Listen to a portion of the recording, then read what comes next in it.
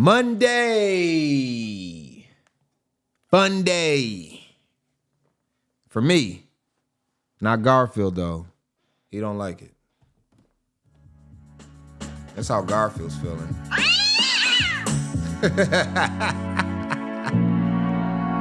Yeah. It gets easier and easier. It gets easier and easier. What do we got on the docket today? I had a whole bunch of stuff we need to talk about. And unfortunately, I'm not going to be able to get to most of it. And why? Because I'm on serious time constraints right now.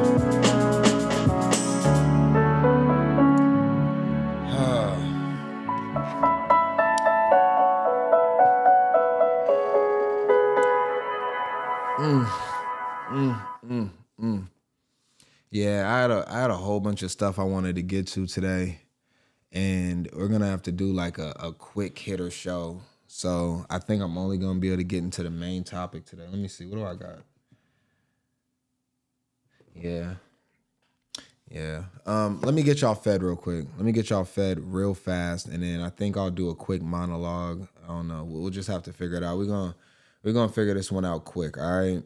But the show must go on under any circumstance. No matter what I'm going through, I'm still going to make sure I take care of y'all.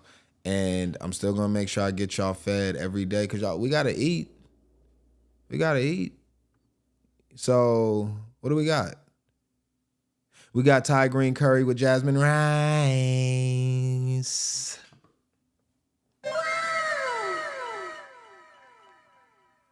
Let's go to content creator that's going to prepare our meal. This video is like 15 minutes long. We ain't watching nearly that much. Vegetarian green Thai curry, homemade Thai curry paste. Chef Sanat Sanju. I hope he says his name at the beginning. I can't pronounce his name. This channel has 6.6 million subscribers. Their channel's name is Food Lab. This is the food that we're about to be having. We'll let them prepare it for us really quickly so we can get into our main topic.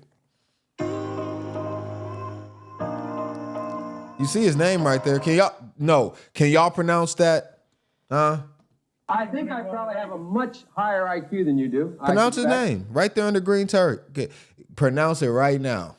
All right? Go ahead. Tell me if you got it right.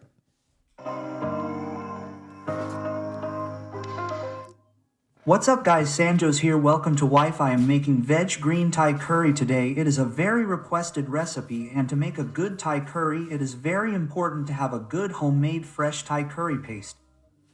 The ready-made paste that they bring from the market is not tasty. So, today, how to make a fresh and very delicious Thai curry paste in a simple way with very simple ingredients. I am sharing the recipe of the green one with you. And also using the same paste, I will make a vegetable green Thai curry, which turns out to be very amazing.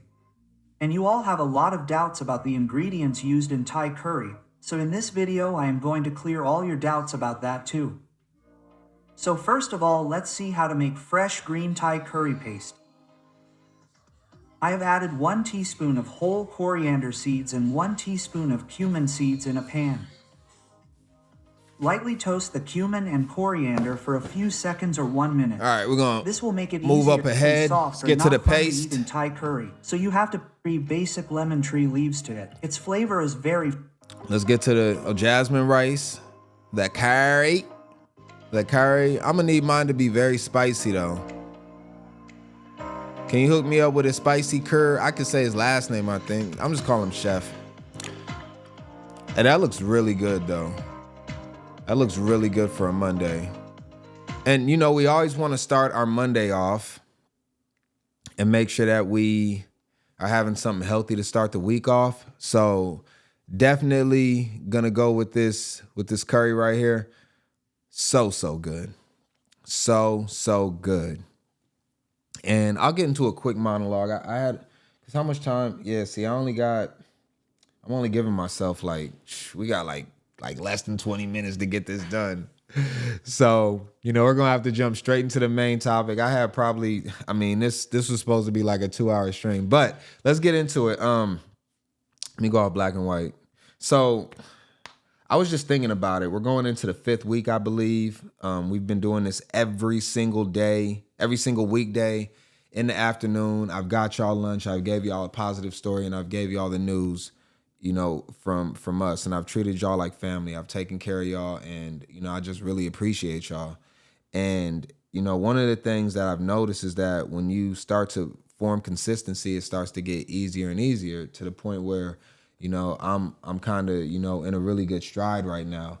And I was thinking about it from a lot of the things that I've done in life, and one of them is like officiating, where it's like the first time I started, I was like doing like low level games, like really young kids, YMCA basketball, like 6-year-olds, and it was kind of difficult because like it was more like babysitting and actually officiating basketball, right? I'm just trying to make sure they don't scrape their elbows and stuff. And then as I started to move up, and I'll expedite this, and I got to like varsity and college, and doing like D3 action and doing really good teams, some of the top teams in the state. And then like at that point, it was kind of just like I was on autopilot, right? I was like autonomous doing this. Like I wasn't even consciously thinking a lot of times when I was doing it. It just became natural. And as you continue to do things, you really get to a point where you just become good at it. And I want to segue that into, and we'll probably do a part 2 on this whole thing tomorrow, but I want to segue that into what's going on with relationships, right? With what's going on with Ayesha Curry and Barack Obama. So that's what you're seeing in the title. That's what our main story is going to be. And we're actually going to jump right into that. Let me push this back real quick. I'm just doing some stuff behind the scenes, getting it set up. And I think I want to, let's take that. Okay. So let's go into it real quick. And what do I got? I'll really be pushing the limits. All right. I got a hard stop cutoff time, but let's do it like this. All right. And I think we'll do a part 2, but I'm not going to miss a show under any circumstance, even if it's a short show. So how do we get from, and we're going to go here for this. We can actually go here. We got the fun graphics for this one. And a lot of people have been talking about this, and what we do over here, family, I consider y'all family. If you are rocking with us over here at Lunch with DotSale, I do not consider y'all just like fans and all that. I consider y'all family if you're here, right? You can be anywhere else in the world, but you are here with DotSale. So I think about it from a standpoint of from Steph and Barack. I don't look at it from the women's point of view in the same way that everybody else is looking at it. They're really trying to like bash Michelle Obama. They're really trying to bash Ayesha Curry. And I could take that route, but I'm not going to take that route and obliterate those two. Although I could, really get to cooking on them. But I don't really think that's what I want to look at it as. I want to look at it more from a standpoint of what about Stephen and what about Barack? Okay. So let's go here and just start here as we go through it. I'll continue to talk about it. So we started here. Well, this ain't exactly where we started, but we'll go through some of the older things. So, we got these two, 14, 15 years old, respectively, right? I think Steph Curry, I guess he's older by Ayesha than a year, and they met very young, right? Sparks fly. They continue to go through life, and she was an actor. Yeah, she was an actor. And, they started dating. You can see him here, a young Steph Curry. I mean, he's still like, this is like high school, back when he played at Davidson. They get married.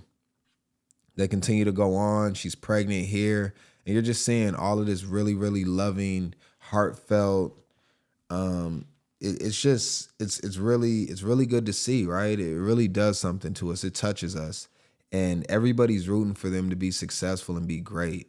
And I think at some point it started to take a turn for these two, and I don't know what caused it, but at some point you'll see where it went from this with these two, right, to her beginning to annihilate Steph Curry. And some of the remarks that to some of the most recent ones is there was a reality show segment that was filmed, and on that segment, a shirtless waiter walked on stage, and Ayesha jokingly attempted to remove her wedding ring, right? Which I think is one of the worst things you can do, is like kind of play with something so sacred, you know, especially if you're like a Christian. I mean, that's supposed to be the most, it's supposed to be the most precious thing in your life is your marriage and your devotion to your husband and your family and kids and everything like that. And she said other things, you know, Call Her Daddy podcast. You know, I think we can go right into, let's actually go right into what she said, because yeah, we got to go right into it. Here, let's do it like this. No, that's for Michelle. Let's go here. Let's just let's let her speak. Let's let her get off for 2 minutes. Kids. Did you always knew you wanted a big family? No. So I didn't want kids. I didn't want to get married. I thought I was going to be career girl and that's it. And I had my eyes set on my goals. And I was never the little girl that like dreamt about the wedding dress and all of that. And then it happened so early in my life. So it's like, it's one of those things like you don't know what you actually don't know what you want. It's so hard also to be the woman in a situation where you're like, men just don't get as much scrutiny. Like they can maybe tell him like, your fucking shots suck tonight. But like the looks and all of that is just like not a factor of conversation as much. No. Did you talk to Steph about it? Like, or did you kind of keep it within yourself so it didn't? I do not have a bone in my body that can keep anything to myself. So if it comes to mind, it's coming out. And he's so gracious. Like he tries to resonate with me, but he just can't. And he also comes from a place of like, it's effing stupid. Like, it's not true. So why? And I'm like, but wait, like, listen to how it makes me feel. And he's like, but why does it make you feel like that? It's not real. After we got married, we found out we were pregnant with our daughter so quickly. I didn't even have time to think about what I wanted anymore. It's so interesting. I spent my entire life like trying to work towards something, and then it kind of just disappeared, and I didn't think twice about it. But after my daughter turned 1, I remember there being a shift and being like, I have goals for myself. Like, this doesn't feel right. I love being a mom, but I love doing other things too. And I need to get my shit together and figure out what that looks like for myself now. If I have a career and I'm not home, like, did you experience that? I still experience that. I still experience that. I'm always in therapy talking about this. If you lose all of those things that were interesting about you, even for yourself, like even the things that made me feel confident and cool, then what are you doing?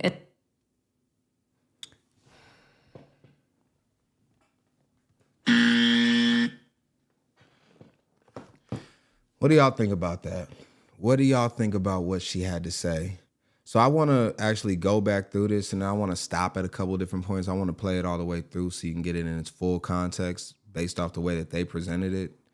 And they clipped it up and put it out this way for a reason.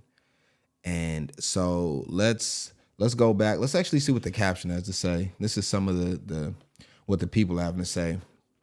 Want to know why Steph Curry doesn't live up to Christian values, defends abortion, campaigns for Dem, Stacey Abrams and Kamala Harris. His wife, Ayesha, runs the show. She's a feminist, don't want kids, regrets giving up her career, and talks bad about him. Okay. All right. That's what some of the people are. You want to go through a couple of the comments? Let's see a couple of the comments. Let's see. I see, and it's weird because sometimes when you're on X, like you get a certain type of people. You don't really get balanced commentary. So you'll have like people that are all against Ayesha and nobody's with Steph or nobody sees it from a different perspective. So it's kind of weird depending on where you get the video from, right? Because if you were looking at this from a standpoint of maybe like what's that one podcast where they talk like all like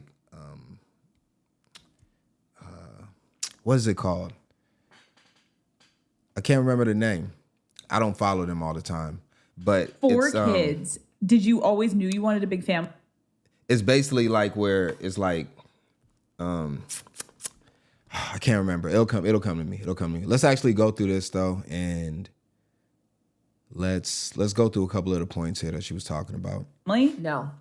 So I didn't want kids. I didn't. Shade Room. It's Shade Room. That's what it was. Shade Room. If the Shade Room comments were talking about this, it'd be the opposite of what this guy up here is saying.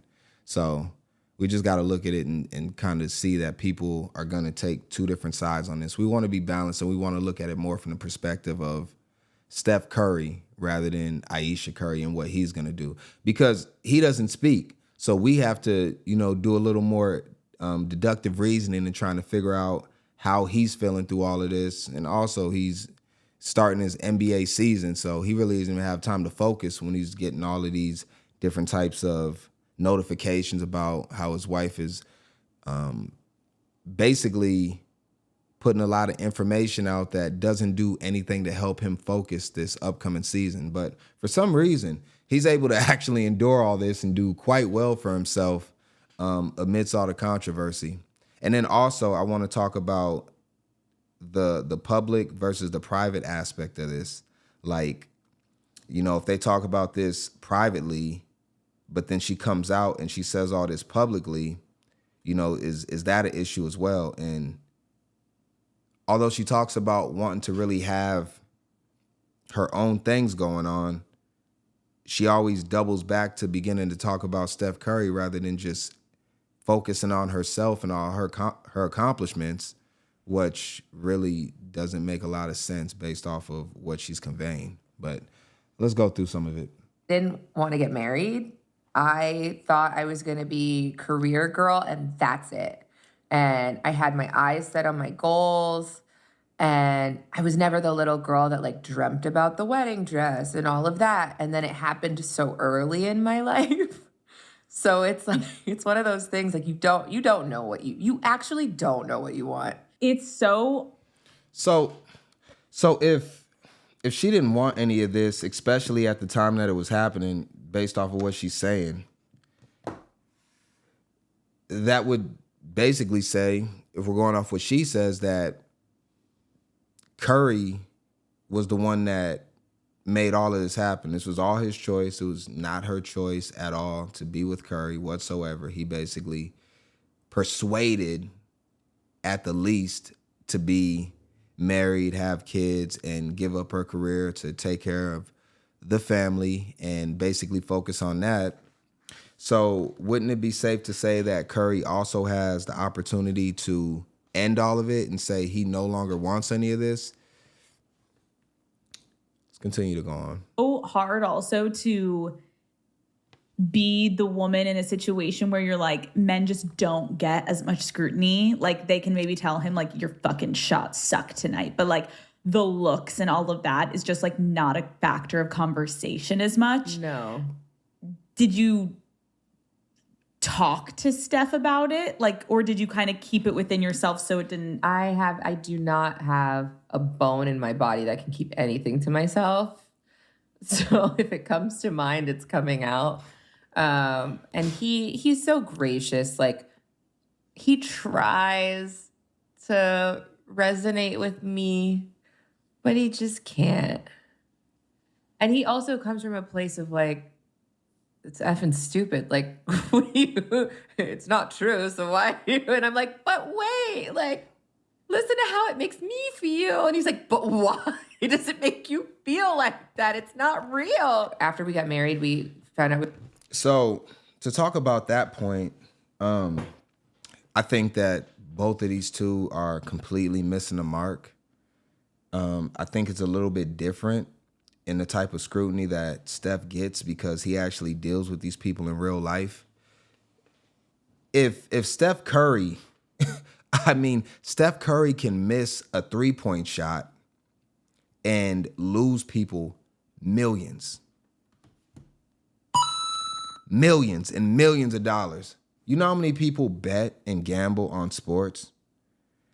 I wouldn't be surprised if there's people out here that want to kill Steph Curry when he has a bad game or when he overperforms sometimes. Sometimes they pick him to score more than 21 points and he's having a bad day. Maybe Ayesha Curry was giving him a hard time before she left the house, nagging him, telling him he doesn't spend enough time and she never wanted to be here in the first place, and she's getting ready to throw her wedding dress in the fire pit and make sure that he sees it on the way out, and maybe not give him a meal before he leaves or whatever that he was expecting, that therefore takes a little bit of time away from him getting to the arena because now he got to stop over at, where's he in, California? Del Taco. He might have to go to Del Taco. I don't know what they got out there. Jack in the Box, In and Out. He might have to go grab a fry real quick. The line's all the way around the block. Steph's trying to figure it out. But then he has to go to an arena that has like 20,000 people there at all times. If he's on the road, it's all like, well, Steph's pretty much loved by everybody, but he gets a lot of scrutiny that he has to deal with in real life. Whereas for Ayesha, she's a lot more insulated, and most of the pushback that she's going to get is going to be online. So she can basically just not pick up the phone, not read the comments, not listen to what's going on. Steph doesn't have that luxury. Steph has to, after a game, answer questions from reporters that are ramming questions down his throat, and he'll get asked about this. Eventually, Steph will be asked about the remarks that she just made in real life. It's not going to be on a comment. It's not going to be in a setting like the Call Her Daddy podcast where it's completely staged. Steph could have one of the worst games of his career, roll his ankle, be hobbling to the reporter desk, and then all of a sudden he's asked about a whole bunch of stuff he could care less about. And he's got to respond in real time, under pressure, and say the right thing that's not going to get him crucified for it based off of what's going on. So I think that there is a very big disconnect in the way that they are perceiving what he has to go through and his actual reality, because I know playing sports on a lower level, just like having, big high school games and stuff like that, that if you mess up, they'll turn on you and you'll have people literally screaming at you and they're right there on top of you.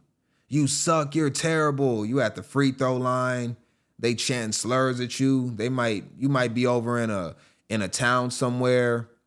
I ain't even gonna get into it. Some of the things on the road that you hear, sometimes you can't even make it. If you in high school, sometimes you can't even make it to your bus without dudes waiting out there.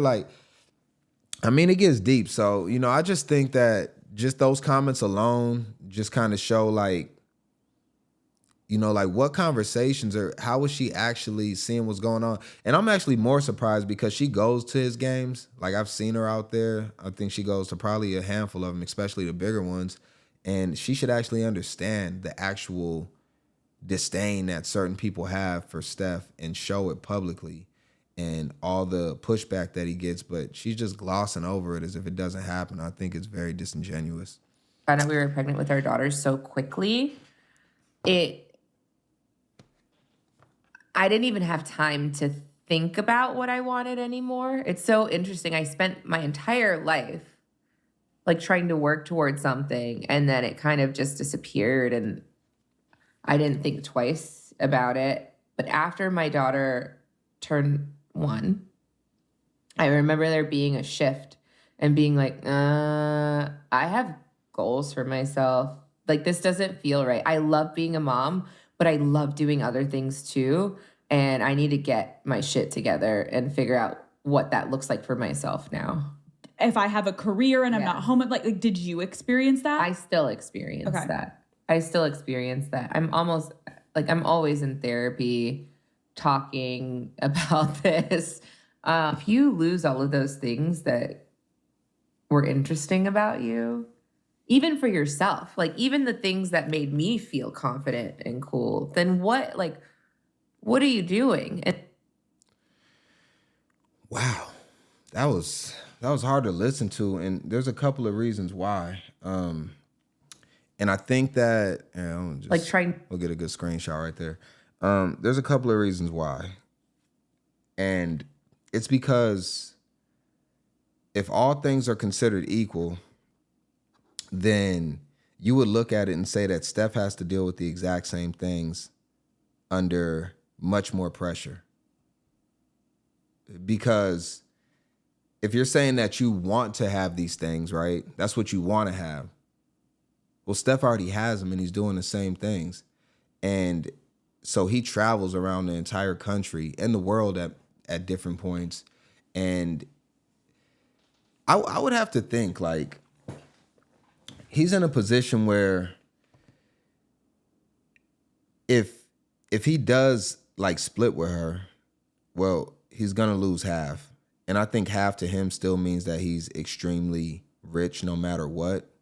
But then he actually loses the time that would be more precious for him just based off of the time that he gets to spend with his children, because he doesn't get the same amount of opportunities that his wife gets to spend with the kids because he works so much to provide them a lifestyle that is gonna be, I mean, the best in the world, actually. Like, I don't really think that there's anybody that's gonna have a better life based off of the finances and just the opportunities and resources that Steph is gonna give. I mean, he's just right there with anybody that's at that level. So when you think about it from that standpoint, he's kind of in a place where it's like, you know, if he decides to leave, then now the limited time that he has with his family, including his wife, but definitely the kids for sure, is probably going to be cut by at least like 50%, right? And so now, you know, when you say things like this about young Steph Curry, which I am a huge fan of, but I'm trying to be unbiased with all of this, is that he doesn't really necessarily get the opportunity at this point to have the freedom that you have with all of this. And, you know, when we go into the Michelle, we're going to talk about Michelle and Barack. Actually, we got to get to them soon. We're going to get to Michelle and Barack. It really goes to show that now, with all of this coming out, Steph has a decision to make. And I think Barack and Steph have the same decision, and that's why I actually grouped them in, because you're looking at it from two different ages, right? Barack is probably, what is Barack, like going into like, well, he was a really young president. Let me get his age real quick. I know Steph's age because Steph he's like 38 right now. Or he might even be 39. 37, 38, or 39. But how old is Barack? Let me see. How old is Barack Obama? 64 years old. He's 64. So Barack's 64. So I think that's a really good contrast to look at the different ages of how these things begin to progress, and understanding that Steph Curry could possibly stay with Ayesha Curry indefinitely. Like, he could be going through this, they could be going through this all the way into their mid-60s. Now, I want to get over to Barack and Michelle Obama and look at some of the things that they're saying, and then I want to kind of wrap it up with the public and private part of all this. Let's go into them and let's look at how they began. We did it for Steph and Ayesha. Let's go into the early days for a young Barack Obama. A young Barack. He looks super cool. They were already married? When was this? 1989? He already got his ring on. Okay. Let's look right here. That's a cool picture, though. I ain't gonna lie. It's a really cool picture. They look so happy. All right, let's see. Power couple. That is a power couple right there to become. Nobody would have known like that would be the president of the United States and the first lady. Okay, they got married. Oh, so they got married in 1992. But he had the ring on, so okay, that was an engagement ring. Then they got married 92. And then let's see, what year is this? Okay, 92, wedding anniversary. Finishing touches. All right, fixing his tie, 2004. Okay. Looking really happy. And so to go in some of the things that Michelle was talking about, you know, she had some very controversial statements that she made about Barack over time. Let's see. Let's talk about a couple of them before we go into her latest video. This is what she's said just lately.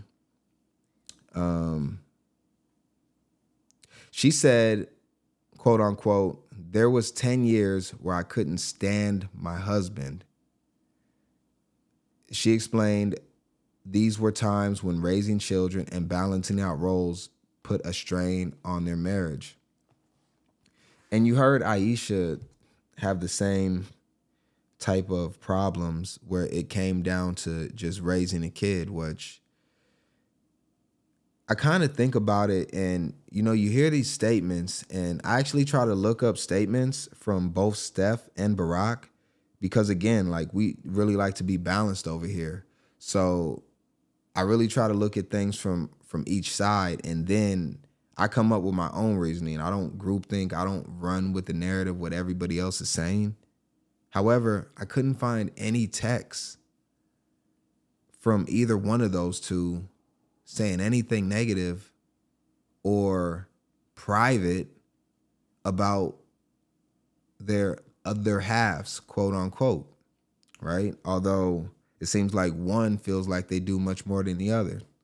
And in Ayesha and Michelle, like, they've given their whole lives up for them, but it wasn't the opposite way. So I just find that a bit curious, and I think we want to go a little bit deeper into it. So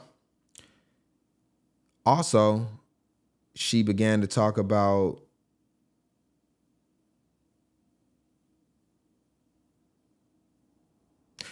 she said, "I didn't marry Barack for him to make me happy. No one can make me happy." And she said to expand on that. She said she uses that to expand on the idea that partnership is not about expecting someone else to fulfill your emotional state fully. It doesn't necessarily convey anger or disrespect towards him, but rather a philosophical stance on marriage, whatever that means. What do you mean? So looking at some of this, looking at where they've started at, and looking at this most latest, do I got it? I think I got to go. Oh yeah, I had to go here. I had to go to like Facebook to find it. And I couldn't find all the clips, so I got to use this guy. So we're just going to skip past him because I don't know what's going on with him, but we don't really need to hear what he's got to say. We're going to go directly to the clip. So let's just skip up because we don't need his commentary. Let's go here. I'll open it up, make it bigger. Yeah, actually, no, let's make it back. Let's go here. Yeah, we can fit it like right there. All right, let's see what she had to say. Oh, where's my audio at? I'm gonna run it back for you. It's like, well, let me talk about what marriage is. All right. A lot of young people could look at that and go, I want a marriage like Michelle and Barack. Right. And it's like, well, let me talk about what marriage is, because it's, even when it looks good, even when it's great, it's hard. And so I think it's important because, it's very easy to quit on a marriage. Michelle didn't hold back. All right, let's continue to move up. We'll skip his commentary. I keep pausing. Oh. The head. The girls and I are very irritated with the way Barack chews. The way you're chewing makes me want to smack you upside the head. The girls and I are very irritated with the way Barack chews. Barack can't even eat.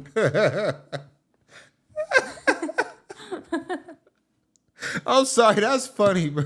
It hurts, actually. I think it's very disturbing to hear, but I don't know why that is funny, bro. It's actually very hurtful. Like, I don't think that's something you should say.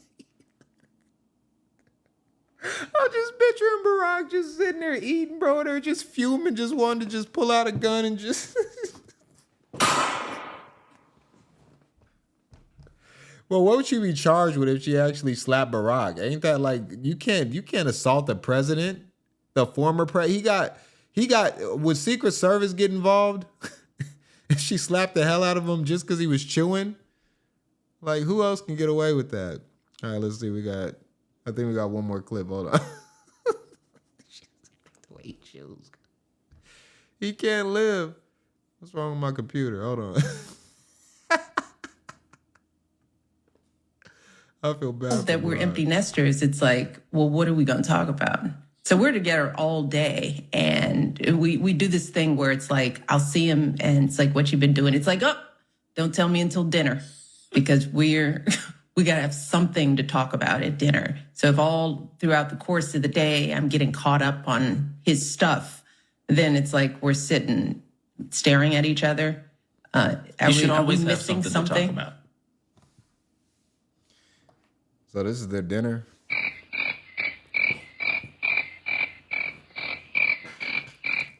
I talked about it in the opening monologue, and I said that things, as you continue to have consistency and work with each other much more, it should get easier. Now, I want to figure out this whole situation that we're hearing.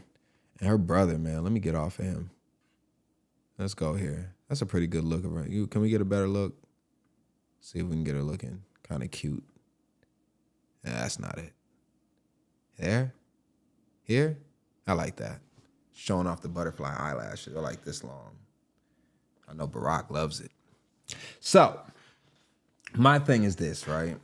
And, you think about the natural progression of a relationship, how it should begin to get stronger, and you should actually begin to love each other more as you progress. It seems like it's the opposite with Ayesha, right? Ayesha Curry, with Michelle Obama. And these are supposed to be possibly the poster people for Black love. I love you. And, we're seeing them come out publicly and annihilate their husbands in front of a large crowd that's going to bring nothing but scrutiny on them. I mean, do you think that from Steph and Barack, because again, we've heard nothing from them, and the question is this, and this is the question that we pose, do you think that they should remove themselves from being talked about in this way and then continuing to go back and possibly suffer in silence because their voice is not heard and everybody's saying, you should speak out, you should tell your side of it, you should get this out, you don't want to build up anger and resentment and hate. So, but is it the opposite if you're actually spilling out these types of things and you start to give people an idea to say that your relationship is fragmented and it's possibly on the way out? And it really starts to bring up those questions for me. And I want to know what y'all think about it. And again, since we're on time constraints, I literally got to stop it here. We're going to get into our positive story. I want to do a follow-up to this when I have more time to deep dive and get very comprehensive in it. But again, the show must go on. We still did 40 minutes, surprisingly. I felt like we've been on here for like 15 minutes. I got all these stories. I'm just sitting here looking at all the content I got for y'all, and it's like I want to get to so much stuff. Do I got time? All right, I'm gonna do one more. I'm not supposed to do this, but because I care about y'all and y'all are our family, I'm gonna do one more. I can't. We gotta do this last one real quick. We're not supposed to be doing this. All right, I'm breaking the rules for y'all because I care about y'all so much. All right. I'll never say I ain't look out for y'all. Let's do this one real quick. Let's do this. All right. NYC. We'll actually I like to speak their caption with all this. So, woman refuses to pay her fare in New York, claiming the driver took her around the block several times and overcharged her. This is why I take Uber Lyft. I have been ripped off by taxi drivers all over the world, and I still pay to avoid this kind of mess. All right, let's see. Let's see what's going on between these two.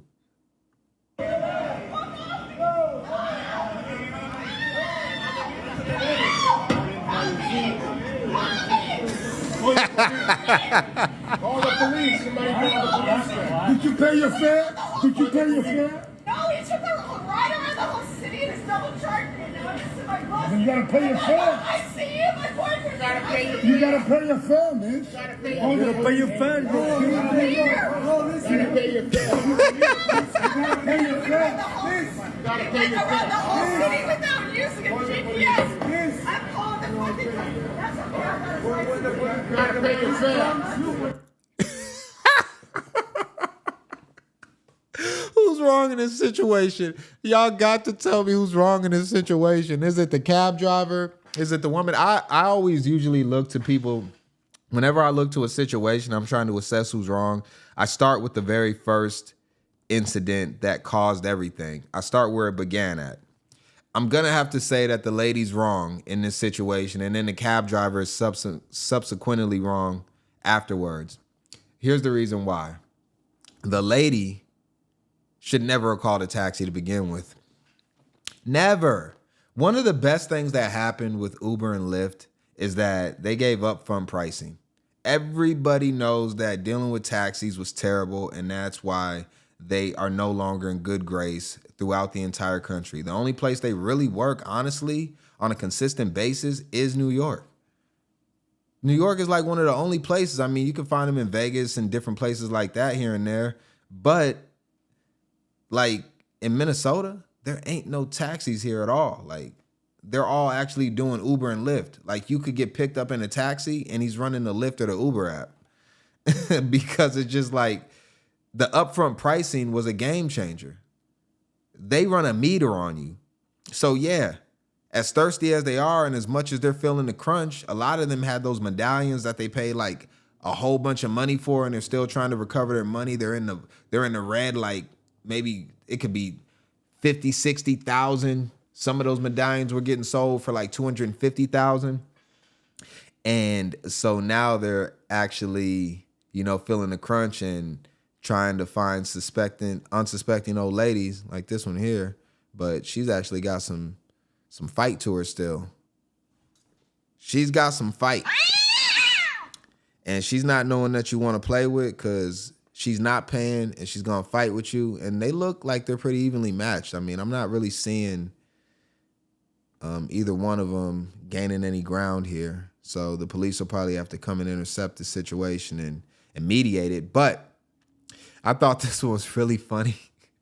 So I had to get to one. I had to get to one for y'all. I couldn't go without, and I got like 10 more, but we're going to get to those. Well, I'll do an extended show tomorrow. I'm going to make sure I get an extended one tomorrow, all right? But this was funny. I had to talk about it, and I actually got more to say about it, but we can't get to it now, so it is what it is. But I wanted to throw that one in there. Let's get to our positive story. Do I got it? I don't know where it's at. I don't got it. I thought I had it. I made it up. Hold on. All right, let's check this one out. We'll do a different one. Let's do this one instead. Yeah. I'm going to let this one play and I'll come back and give my commentary before we get out of here. Positive story of the day. Always got to end off on a good note. Always got to end off on a good note. All right. Amazing bus driver gets a car. Bro, I got to go back to bro. I was listening to this. I said, hold on. What's up with this kid? Let me hear him one more time. I'm right there. Why did they put little homie on there? Look, this our positive story, so I got to give grace. I can't say what I want to say in this situation because I have to stay focused and keep this positive. I just want to say this, kid, just because your father got divorced does not mean he's no longer your father. His situation with you and his mom, with his mom and him, is completely separate from the relationship that you want to have with him. And not knowing all the details, right? So we got to leave that up. But assuming that his father is still doing his best to stay in the picture, I mean, that's one of the craziest things I've ever heard. All right, let's keep going, though. Curtis, man, I don't know. Oh, my God. I fucking hate myself right now. I was supposed to use that one. The ladies love Curtis. Yo, this story is crazy. There's so many, like, different layers to this that, like, if you really, because we break stuff down and we look at stuff from a different angle. So, like, just looking at this whole story, like, this one's fun. Hey, look, I don't care. This is going to have us getting off to a really good rest of our day.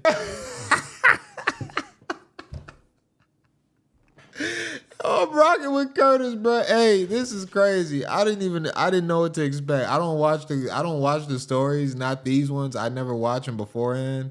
I just quickly just see what's going on, put the title in, and then I want to watch it with y'all and react to it in real time. We could have took this a whole nother direction. I'm just going to chill, though. Yo, shout out to Curtis. Shout out to the kids. Shout out to the school. Looks like he got a really nice new truck, SUV type situation, and he deserves it. All right, I got to go, y'all. I got to go. This is crazy. I'm so over time right now.